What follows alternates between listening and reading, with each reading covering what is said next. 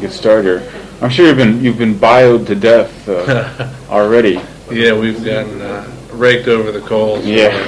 So I'll stay away from that as much as possible. I just heard that you joined the Stevie Wonder backup band when you were 17 years old, which to me is an amazing feat.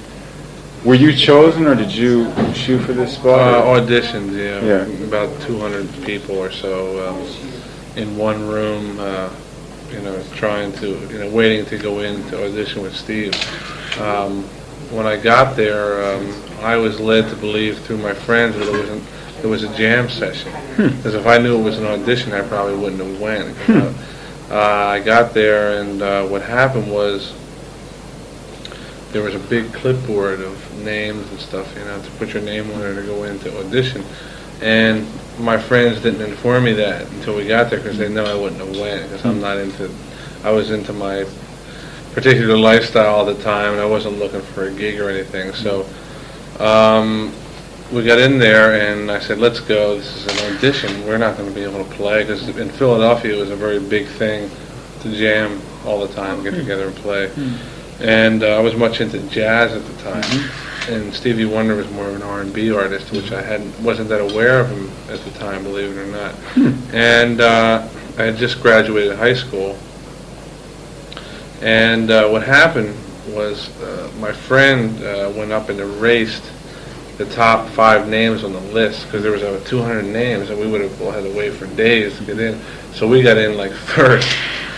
Unfortunately for the people that didn't get their name called.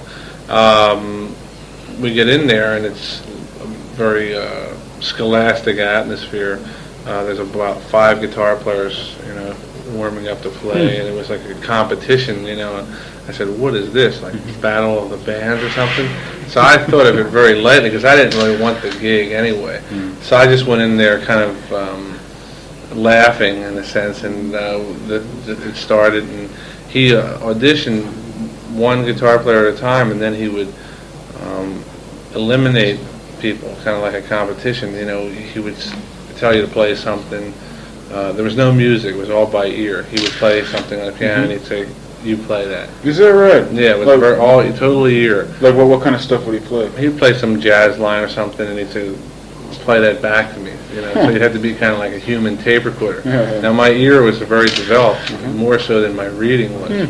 And he obviously didn't have no reading involved. And a lot of the musicians that showed up that day were very technical readers and everything. So I was in the right place at the right time, in other words. So then he would jam and play, and he'd have you solo, and he'd start to play through different changes and try to trick you and start modulating it through different keys and things.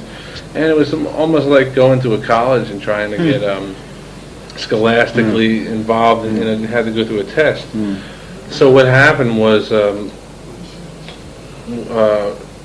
I noticed all these guys coming in and playing, and I was still there after about 4 or 5 hours. And he went through about, I'd say, I was there about 100 guitar players just coming through and playing. And I didn't really understand what was going on. I was thinking of it as a big joke. And after it was all over with, he leaned over to me and says, well, you got the gig if you want it.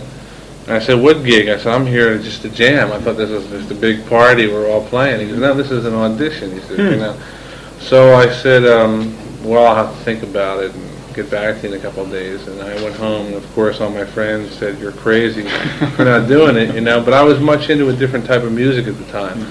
And he must have seen something in me that I didn't see at the time, because it was like night and day. I didn't listen to R&B music at all at the time. I was much more into classical and into jazz, but I must have had something that he thought would fit in his band at that time, because I thought there were some other people much more qualified in the R&B vein that were there. And 2 days later I went to New York, and we went on tour about 2 weeks after that, and then we moved out here, and out here, I'm thinking I'm in California. Jet lag. I moved to California and lived in a hotel for about, a motel actually. We lived in a motel with Steve for about a year. A very small a motel. He doesn't like big hotels. He likes little rooms and stuff. Being blind, so he can get around a lot easier. So we stayed in this little motel for about a year, and then I eventually got my own apartment out there. Do you know any of the other guys that went through the same audition? I do, yes. A couple of them were my friends, and I'm sure a lot of angry people that got their names erased. Richard DiLorenzo, I guess I owe my career and my life to this guy, because he got me out of bed that day. I didn't want to go. I said, we usually go to a friend's house or something to play, and it was a big kind of traditional thing for us on Saturdays and Sundays. And he said, no, let's go to this place. Stevie Wonder's there. And I didn't even really know who he was at the time. I was totally into another world. And that kind of changed my life, so I should send him all my royalties for, How long had you been playing guitar up until that time? Oh, I guess since 11 years old, or 12 years old. I'd say I had been playing about 7 years. That's all? Yeah. Well, what did you learn? How long did you stay with Stevie Wonder's band, first of all? I stayed about 7 years as well. 7 years. And what did you pick up from that experience?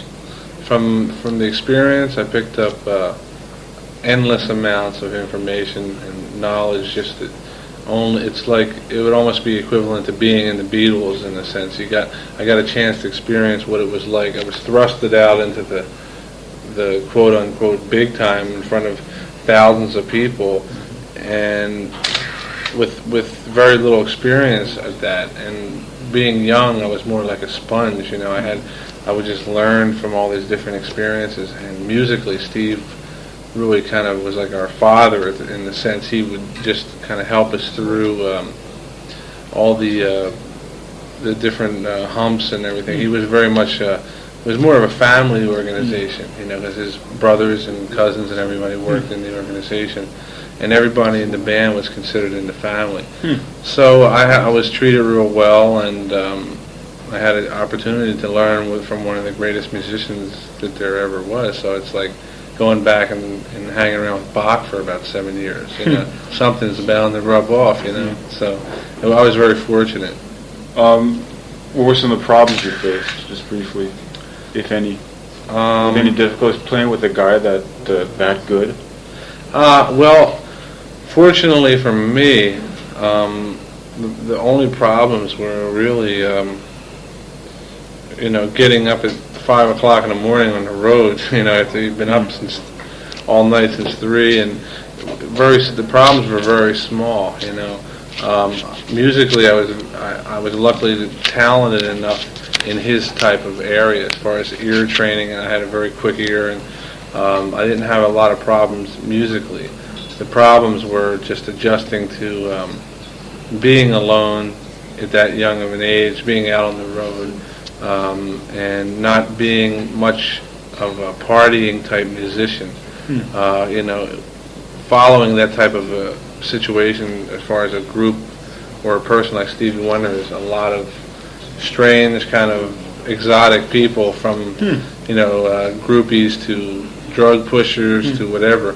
And I was much into yoga and meditation at that time. Fortunately for me, it's very easy to slip off into the other side of the world. So that kept me pretty much together, but it was very difficult because I was alone. There was nobody out there to help me along, and I was the youngest member of the band. And it was very hard not to succumb to a lot of the temptations that there are being out on the road. Is kind of like having cabin fever. You're like, it's like being locked in a cabin in the snow for about 6 months, because you do the same things every day. You get on a plane, you go somewhere, and you kind of get disoriented. Your mind starts acting funny on yourself, and you get very strange at times. So I had, luckily, centered myself through the meditation, and was fortunate enough to get through it. But that was probably the toughest part, because you're just tempted to do all kinds of stuff that you would never do in normal life. Why did it end after 7 years? I felt that I had come to the end of the experience. It was the end of the road for me as far as being a sideman, and I realized it's kind of similar to the series Kung Fu, where there's a scene where the master puts his hand out and has the pebble, and he Grabs says, the pebble. "Once you can grab this pebble from my hand, then you can leave." You know, it's like that's how I look at the situation. I learned all I was going to learn, and I put up with as much garbage and everything, and I think that I knew that it was time for me to go, just like a lot of the people that have been through the band before, Denise Williams, Ray Parker Jr., there's a lot of people that went on to do their own thing, and they used Steve as a springboard to get into the other things, but it was just the time to go. Did you have any solo aspirations, like at the age of 17, or did you start to come out? I think it came out later. He inspired me more than anyone to do it because he always wanted his musicians to achieve and strive for greater things, and I'm sure he knew that someday everybody would leave, you know, and have to go in and do that. And I'm very grateful for having the security of coming through his band, because it was a very much a secure position. But it's kind of like once you get a bird gets his wings and he's growing up, the mother just kicks it out of the nest, you know. It was more of a situation where I wasn't kicked out of the nest. I had to leave the nest, you know, because it was very comfortable to leave the nest, and I knew that I had to go pay my dues in another way now. So I was just real fortunate to have the experience. Was it a hit or miss situation when you left the band? I mean, did you have several offers before leaving? No, I didn't. I was taking a big chance. It was like walking out of this building here and trying to make it to the river there, you know, and not hit the cement. You know, it was a big chance. What did you do first of all? The first thing you did after quitting? I became a studio musician, just playing on other people's sessions and a side man, and mostly recording. How did you work like that? A studio musician is kind of a strange kind of an animal. You get up at 9 o'clock in the morning and you go play everything from jingles to record dates, and you get paid by the hour, like probably $100 an hour or something like that. And you usually do a 3-hour minimum session. So I was making good money, but it was more like in terms of being a prostitute, because you're giving of your wares, you're giving of your ideas to other people's projects, making them look good, whereas in its essence that gets to be tiring too, because you know, why not turn that inward into yourself and try to make it as your own entity. And it took me about 5-6 years of doing that, and all the time at that point, that's when I realized I wanted to be a solo artist, because I said, why do this for other people when I can be doing it for myself? Getting up at 9 in the morning and working until 9 o'clock at night doing record dates and sessions and being in the studio cooped up all the time. I thought I could be doing this for myself, you know. So that was the big turning point as far as my solo ideas. Was there any one straw that broke the camel's back there in your career as a session musician? Yeah, I think it came one time when I saw a gentleman a couple of gentlemen a lot older than me just kind of sitting there complaining like a bunch of old ladies, you know, in the studio saying, this union thing, and you know, and I thought to myself, you know, this is like a bunch of truck drivers here. I mean, it's a job that leads nowhere, you know. You cannot get, I mean, you can become the greatest studio musician in the world, but then where do you go from there? It's not like an infinite amount of possibilities. And a lot of the musicians that I know, as far as friends of mine or people that I know or met or play with, like Lee Rittenauer and Larry Carlton, have come to that probably earlier than me because they had been in it before me, went through that same thing and then went on to do their own things exactly probably at the same yearly rate. It just hits you and you say, my gosh, what am I doing here? This is crazy. I'm just banging my head against the wall. It's exciting in the beginning like anything, but unless you're working for yourself or working creatively with a bunch of people towards a goal, there's nothing, you know, that really excites you once you get to that goal, and then somebody tells you can't go any further, which is what is a studio musician.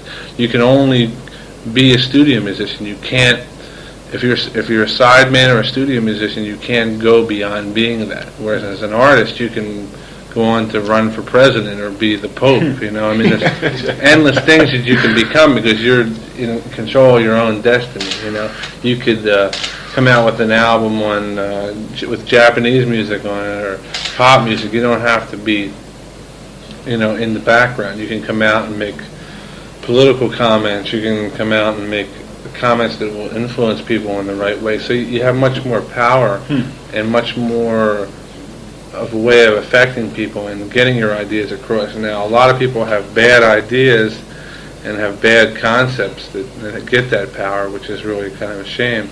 But that's not my intention. My intention is to help other people and to give more than to receive. Did you think Maniac would make it as big as it did? Not when it first was released, but then I got kind of mad, I thought to myself, look at the songs that are going to number one on the pop charts. I said, this is ridiculous, And not being egotistical, I thought to myself, I'm going to make my song go to number one mentally, if not physically. And I just started concentrating, and I'm very, very much into psychic phenomena. And I thought to myself, I have as good a chance as anybody else, I'm going to really be positive about this, because I think a lot of people defeat themselves in their own negativity and think, oh, it's so hard to go to number one and this and that. So I just started thinking positive about it. And the more positive I thought, the higher it would climb. And I just tried not to let any negativity enter into my mind. And by the time it hit the top 10, I think I knew then that it was going to go all the way. It was like a subconscious thing. But up until about then, I wasn't really sure. I couldn't really put my hand on whether it was going to stop at 10 or 9 or whatever. You'd also had the movie helping it out, which I guess was a side factor as well. But you're going to be putting out a solo album next, if I'm not mistaken. Or is it out in the States already? The solo album is out. It's in the States. It should be here in Japan in about a week, I think. It's out in the States, though. It just came out last week. And this will have to be judged on its own merits without the benefit of a movie. How do you think it will be accepted? I think there's going to be a little bit of aftermath of the movie for a minute, and then that's going to lose its jet impact, and then it's going to have to stand by itself. And that's what excites me. I'm kind of not disappointed. I shouldn't use the word disappointed. I'm more or less was not that excited about Maniac because of the fact that it did have a lot of thrust behind it, even though it had to be a good song on its own merit to go all the way to number one. But it wasn't as exciting as, say, now that my album is out and it's standing by itself. I'm much more into standing by alone and not taking credit, not having anybody else push me. And Maniac was more like, a lot of my friends said, aren't you excited you got a number one record? I said, some reason I just can't get that excited about it. I'm not, it's exciting, but it's not like I did it all myself. I'm very much into achieving through my own power and my own efforts. And this is going to be the test in my album coming out, because there ain't no movie behind it, and there's nobody else pushing it except me. So whether it is accepted or not accepted or halfway accepted is up to how much I did my job correctly. And that's the kind of reward that I want, is to see how I stand alone as a person, as an artist, as a musician, and how people see me. And that's what I'm interested in, not the awards and all the other stuff from Maniac and the stuff I'll probably be receiving. Is kind of like being sent out into outer space, ahead of your time, and coming back and looking back at what you already know is going to happen. Now I'm out there by myself. And you have been responsible for a number of hits so far for other artists. Well, I shouldn't say responsible, but have helped them along by being the writer or the producer. Or the player.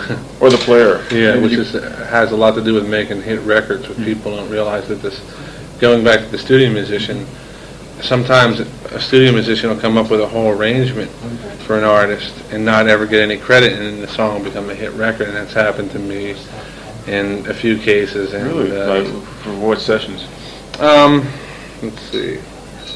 It's happened on a few occasions, but I'd rather not mention it because I don't want to make the people mad. Well, they can't read Japanese. That's true.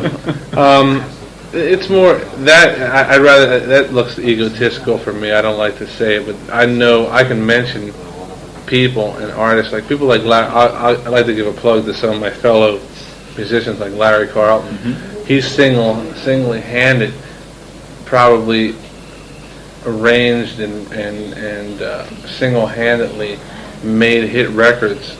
Him and Lee Ritenour, more so than probably anybody has ever written, because of the fact that they were in the studio and maybe they come in with a tune on a piece of paper and say, "This is the song," and then Lee Ritenour or Larry Carlton would say, "Oh, let's do this with it," or "and you play this," and and they'll get. This is what happens in the studio, and you're giving out all this free advice, and next thing you know, you just created a whole arrangement around this mediocre song, and 2-3 weeks later, it's out on the market. It goes to #1, and all they had was this dumb song, and that is kind of the plight of the studio musician, is giving up as a prostitute of ideas, and things becoming #1. And that's why I got out of the business. Are those people still knocking on your door, though? Yeah, that's the funny part, is that as you become successful, people come out of the woodwork that you used to work with, to forget the fact that they didn't pay you, or they didn't think highly of you, or they abused you in some way, and they're the first ones to come back at the door expecting favors. Yeah, that's the sad part about it, because it makes me angry in a sense when you hear. I used to hear stories about Paul McCartney or people like that punching out photographers and things, and people annoying them. But you have to remember the abuse that he's been through from people, and all kinds of people just harassing him, not only musically but mentally and physically. Just people just harass the hell out of the poor guy, and it starts to wear on you. And it's this. I'm starting to experience that from a lot of different areas, as far as not just people. I mean, I love people that are appreciative. I love to do interviews and things like that. But there are people that you have done things for in the past. This is what makes me angry, and I'm sure it made Paul McCartney angry too, that come out expecting things from me because they knew you or whatever, and they were the people that did the least for you, and they completely forget about their past, and a lot of people just crawl out. You get to meet the best and the worst of different kinds of people expecting everything from you, people expecting nothing from you. And I tend to go towards the people that expect nothing from you, more so. I'd like to help people get in the door that are less advantageous and less of a position than me.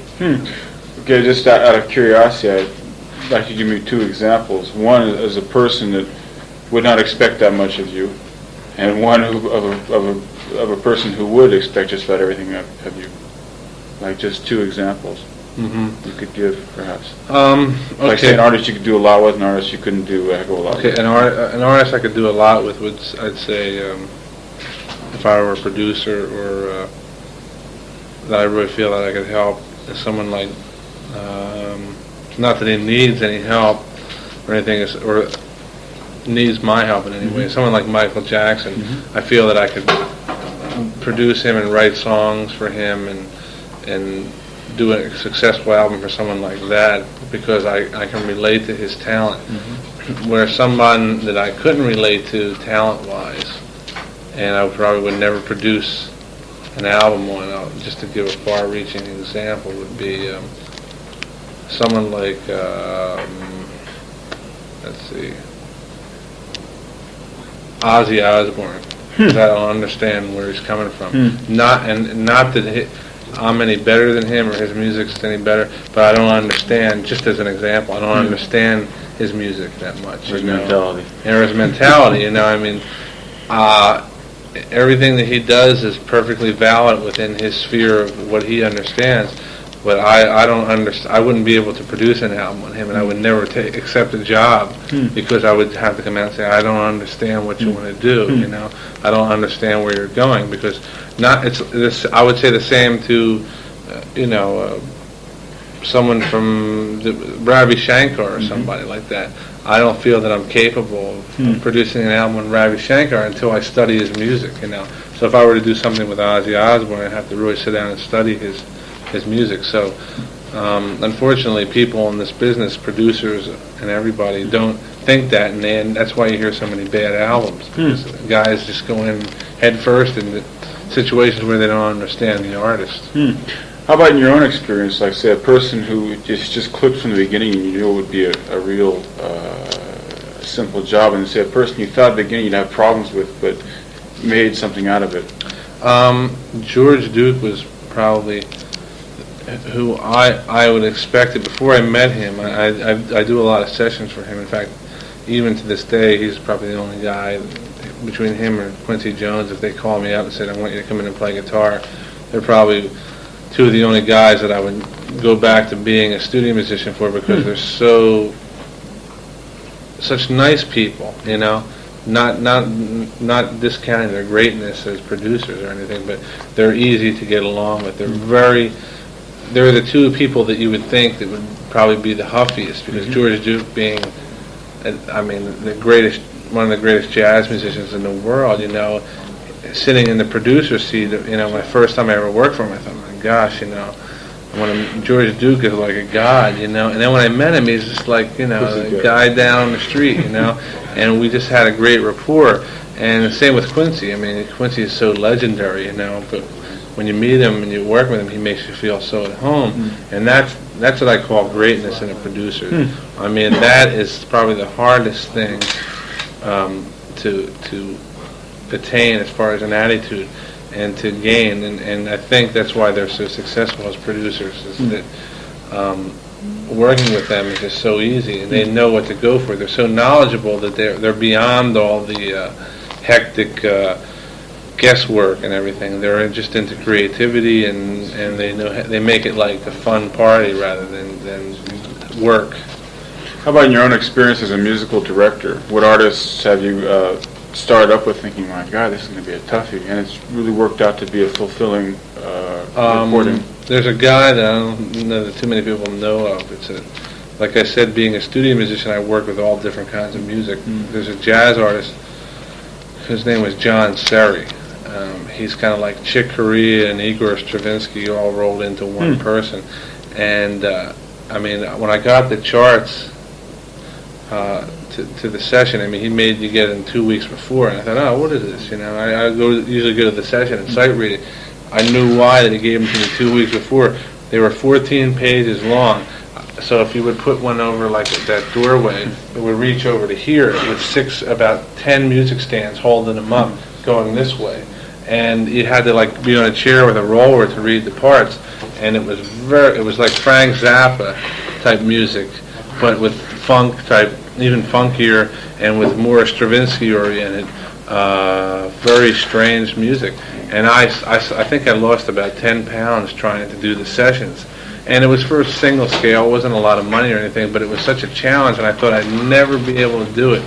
But I managed to get through it, and it was one of the most fulfilling experiences for me, because I made it through. I may have not have come through with flying colors. It was very difficult for me, but I made it through, and it was one of the few times I felt proud of myself as a musician, because most of the stuff we get to play on is very limited and very unfulfilling. How about your own career? Are you going to concentrate on a solo career or as a career as a producer, or what do you think? This is my solo career. Is utmost of importance. Producing is something I'll probably do as I get older, or it's something I view as another career that I can do well, but I want to concentrate on one thing at a time.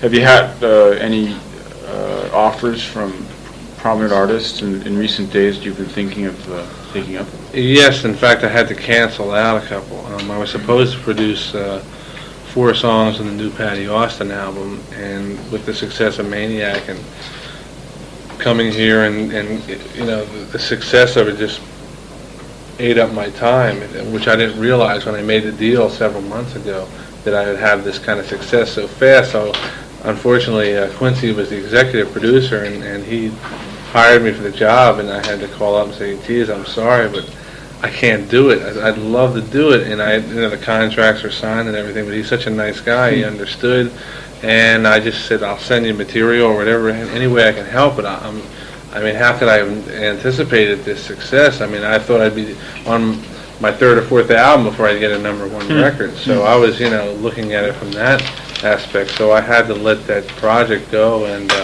right before that, I had just finished producing an album by an artist by the name of Marilyn Scott, who is a white artist who sounds black. And it was a very fulfilling experience for me. And then I started my album.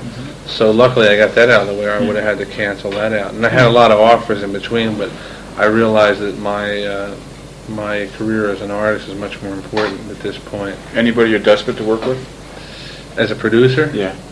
Or is it just simply... The Beatles. I'd love to get hold of the Beatles. I think I could really do something for their career. All right, I think we're gonna have to take this outside. Okay. All right, well, thanks a lot. Thank you.